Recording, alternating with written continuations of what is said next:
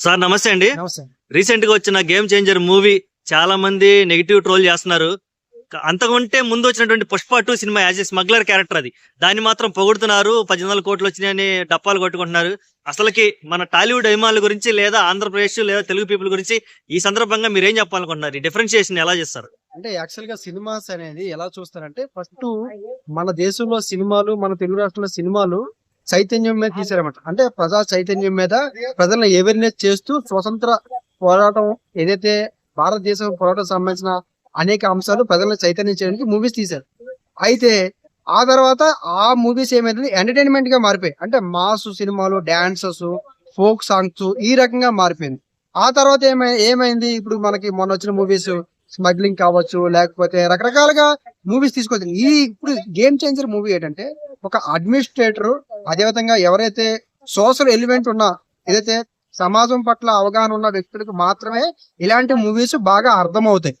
Common public కావాల్సింది entertainment, songs, smuggling, ఈ రకమైన మూవీస్ ఎక్కువ శాతం మూవీస్ ఎంటర్టైన్మెంట్ కోసం, ఎంజాయ్మెంట్ కోసం వెళ్తారు.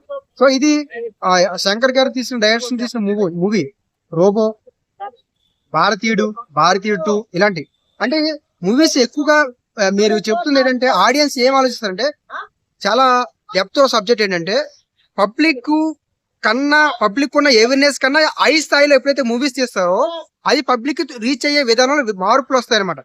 అంటే హై మెచ్యూరిటీలో తీసిన మూవీస్ ఏమవుతాయంటే, కామన్ పబ్లిక్ తొందరగా అర్థం కావు. అదే నార్మల్ గా మనం మాస్ మూవీస్ కావచ్చు, లేదా పుష్ప 2 మూవీస్ కావచ్చు, శంకర్ దాదా ఎంబీబీఎస్ ఇలాంటి మూవీస్ ఏమవుతాయంటే పబ్లిక్ తొందరగా కనెక్ట్ అవుతాయి.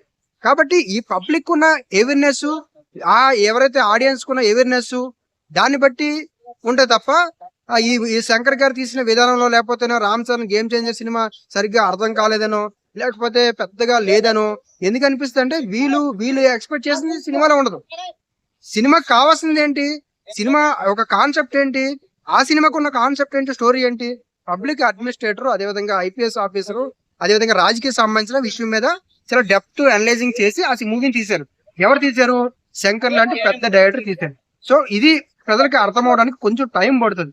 ఇప్పుడు వరకు చూసిన వాళ్ళు పబ్లిక్ ఒక 10,000 మంది అనుకుందాం ఎగ్జాంపుల్, అందులో ఒక 300 మందికి అర్థం అవుతుంది. ఈ సంక్రాంతి తర్వాత మెల్లిగా మూవీస్ బాగా అయిపోచ్చే అవకాశం ఉంది. గతంలో కూడా 7th సెన్స్ మూవీ తీశారు. 7th సెన్స్ మూవీ తెలుగులో డబ్బింగ్ చేస్తే ఈ సినిమా బుర్రపాడు అన్నారు. తర్వాత అది అలాగ 1 month 2 weeks అయిన తర్వాత అలా ఒకేసారి నడిచింది. సో ఎప్పుడైతే పబ్లిక్ ఐడియాలజీ కన్నా ఎక్కువ మించి హైప్ లో మూవీస్ తీసినప్పుడు అవి తొందరగా పబ్లిక్ కనెక్ట్ అవ్వు. అంతే మాత్రం అది సరిగ్గా ఆడలేదనో, లేదా నచ్చలేదనో, సరిగ్గా తీలైపోయారని కాదు. ఎందుకంటే రామ్ చరణ్ మెచ్యూరిటీ యాక్టర్, అదే మెచ్యూరిటీ యాక్టర్ డైరెక్టర్. సో వీళ్ళు తీసినప్పుడు ఏమీ లేకుండా తీరు కదా. సో స్టోరీ అనేది ఏదైతే ఉందో అది మెచ్యూరిటీ లెవెల్, ఆడియన్స్ కున్న మెచ్యూరిటీ లెవెల్ ని బట్టి ఇది నచ్చింది, నాకు ఇది నచ్చలేదు అంటారు. సో కాబట్టి ఇది ఖచ్చితంగా కొంచెం వెంటనే అర్థం కాకపోయినా స్లోగా వెళ్ళే అవకాశం ఉంటుంది. ఇటువంటి మంచి సినిమాలు ఎంకరేజ్ చేయకపోవడం వల్ల ఏం జరిగి అంటారు? అదే ఇప్పుడు మన భరత్ అనే నేను మూవీ 3 సార్లు చూశాను. కానీ నా ఫ్రెండ్స్ రమ్మంటే కొంతమందే వచ్చారు. భరత్ అనే మూవీ నేను థియేటర్ లో 3 సార్లు చూశాను.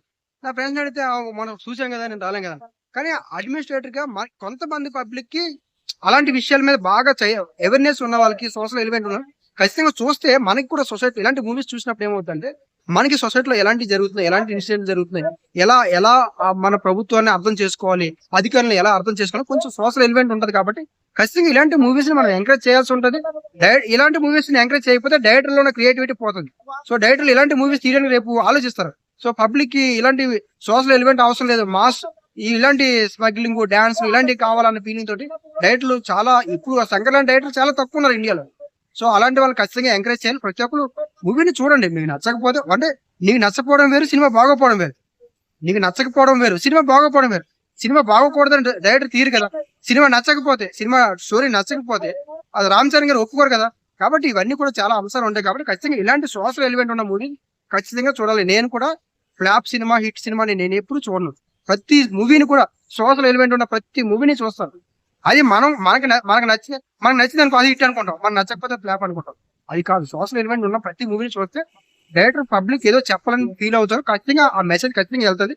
కొంతమందికి తొందరగా కనెక్ట్ అవుతుంది, కొంతమంది లేట్ కనెక్ట్ అవుతుంది. కాబట్టి ఖచ్చితంగా గేమ్ చేంజర్ మూవీ అందరూ చూడండి. తొందరగా అంటే వెంటనే కాకపోతే మ్యాక్సిమం పీపుల్ కి అర్థమయ్యే అవకాశం ఉంది. ఓకే అండి, థ్యాంక్ యూ సో మచ్.